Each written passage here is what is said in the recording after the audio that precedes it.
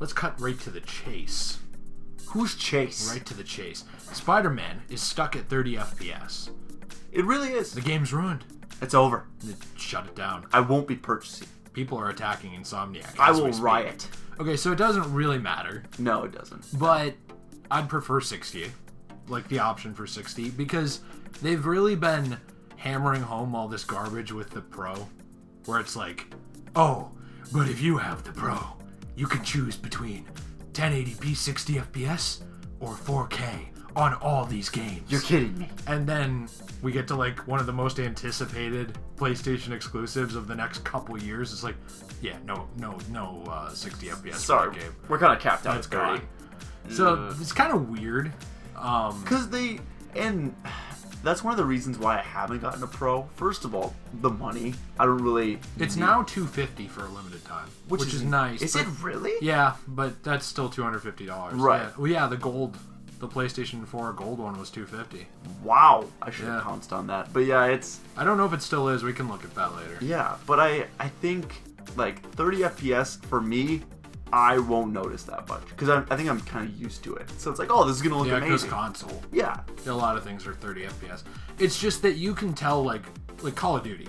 You can tell that game runs smoother than a lot of other games we play. Right. Because that is 60. And an insane budget. And what I showed you with the PC version of Destiny versus the original. And that doesn't mean that the original's not fun.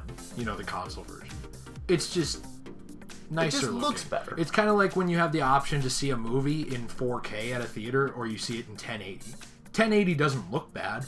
It just doesn't look like 4K. Right. It's the same thing with 30 to 60 FPS. And I think that's what it comes down to for me is this game, gameplay-wise, looks really fun. Yeah. And that's what I'm worried about more. And, like, the graphics are important. Well, in Arkham's all 30 FPS on console, and there's nothing wrong with that. No. I don't know if they upped it on Return to Arkham. Do you have any idea? Do you remember? I don't believe so. You think they just did the visual? I think so. I mean, if they did, it wasn't that noticeable. It wasn't. That's the only reason I think they didn't. But speaking of Arkham, there's some similarities in here as far as... And we kind of said that with our Let's Play too. Yeah, but the gameplay. Yeah, there's more stealth in this. It seems like better done. And like Spider-Man looks incredible, by the way. He does, but it doesn't look like they just blew the budget on him this time. No, which is good. Like amazing. Where it was like, ooh, that's not Spider-Man very clearly for every other character model.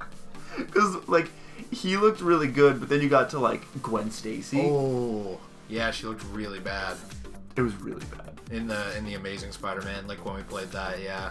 And we haven't played 2, but I can guarantee you that one looked worse, because I did play it on my own. Yeah, it didn't look good. So, like, yeah, and I think that was the last Spider-Man game that got made, was Amazing Spider-Man. I think you're right, yeah. It was Amazing Spider-Man 2. The last, like, full, like, console or PC standalone game. I'm sure there's some mobile crap. Oh, yeah. Because there's that Endless Runner, Spider-Man Unlimited, and stuff like that. But right. I don't know, it's interesting. There was, like, a lot of borrowed elements that have been around before Arkham, but Arkham popularized them. Like you were saying, this fight here with the big guy, it's kind of like the fight with the Abramovich, whatever, brothers.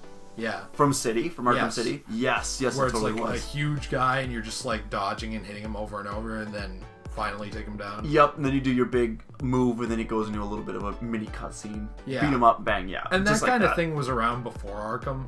It's just recognizable from. Right, because those games did it so well. Yeah. And I think it was really cool to see too, before that fight, he swung like the crane around and hit 3 guys. That's interesting. That's a really cool, like, playing with the environment. Spider-Man's known for doing that. And I think it'd be really cool, like, just even seeing him swing, seeing him use the webs efficiently in combat. Yeah, well, what would be really cool is if we can see... I mean, we won't see this until it comes out, but you know, E3 demos are the ideal version of everything. Right. So it's like, how much of this is scripted? Obviously, everything with a cutscene is a scripted cutscene. Right. Like all this. And the QuickTime event that you'll see in a minute here is obviously scripted, like all that stuff is. So I guess my question is, how will it look like when you're not doing story missions? Yes. Like when you're swinging around the city, what's going on?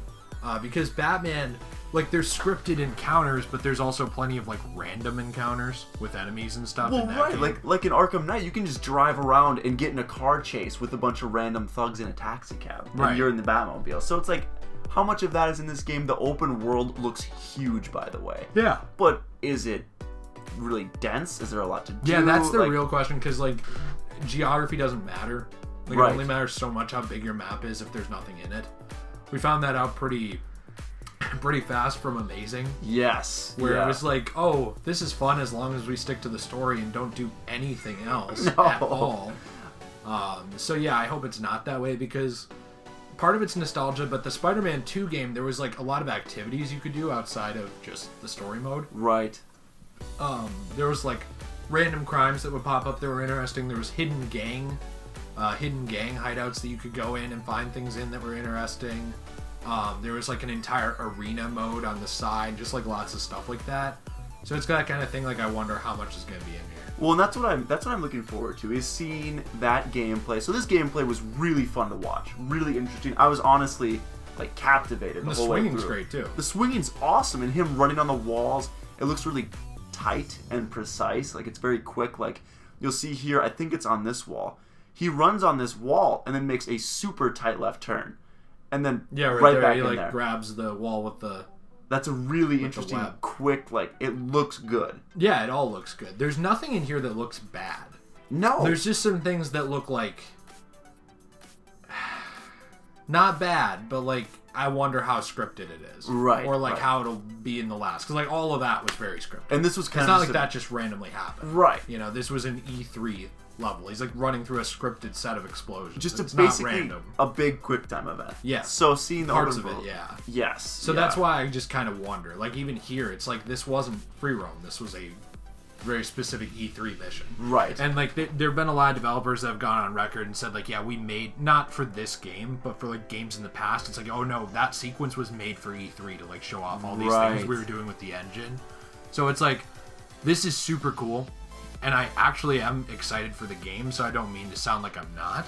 It's just one of those things of like tempering expectations slightly because we don't fully know if it's going to be like this the whole time. Definitely. That's kind of... Well, and do we know, is that guy... Because I don't know as much about Spider-Man. Is he a villain? Is he a well-known villain? Not well-known enough that I know him. Geez, sorry. I didn't get much sleep. Not well-known enough that I know him off the top of my head, but that doesn't mean anything. Because I've been on and off a fan of Spider-Man since the 90s. Not like a straight read everything since the 90s. Yeah. I was biggest into it in the late 90s and early 2000s. Like probably about 2005, my interest in reading Spider-Man waned a little. So this is weird. So is that the logo for the game? Because I don't know. It didn't look like natural. Like if we go back here and just go back to the point where he falls right there, it looks like artsy. You know, what I mean? Not like a CG model. So that's interesting. I kind of wondered about. Yeah, and you said, does the game open like this? I wouldn't be surprised if it does, but I don't think they said that this was for sure the beginning, was it? Because that's usually what they do, though, for a lot of those trailers, is they start, like, here's the opening sequence so we don't give anything away. Yeah, here's the very intro. What I wondered, because I'm reading the description, this was on the show floor, I guess, maybe? Because it says, it was in the media showcase, which we watched, but I wonder if this was on the show floor of E3, if, like, press could play it or not. The last thing is Miles being in here, which is interesting. Miles Morales, he's the Spider-Man. I've never been a big fan of him, but he's a fan favorite, so lots of references in here that are good. So yeah, it's interesting to see this whole thing. It looks good. I am excited. I definitely don't think people shouldn't be excited, but, you know, E3. I have a little bit of a rocky past with E3 and getting my hopes up. Definitely. But all the comic references are really like noticeable. Oscorp, like the billboard, Kingpin in here, like all these like points to the comics and not like the movies. Yeah. That's what I'm really interested in. Because that's what Spider-Man PS1 did right. Oh, there was a ton of nods to the comics and just really deep Spider-Man. It was like, there's no movies yet, so who cares? Let's just talk about like the comics. And that's what I think people care about. You know, they don't really want a movie tie-in game. They want a Spider-Man game. So definitely amazing to see. But anyway, guys, let us know what you think about this game down in the comments. If you enjoyed it, if you're excited for it, Do you have any opinions on it? What do you think about Miles being in the game? Do you think he's going to make an appearance or just a cameo? Let us know. And hey, what would you like to see from a Spider-Man game? That's what I really want to know. We'll be seeing you later. We love you. Till death do us part.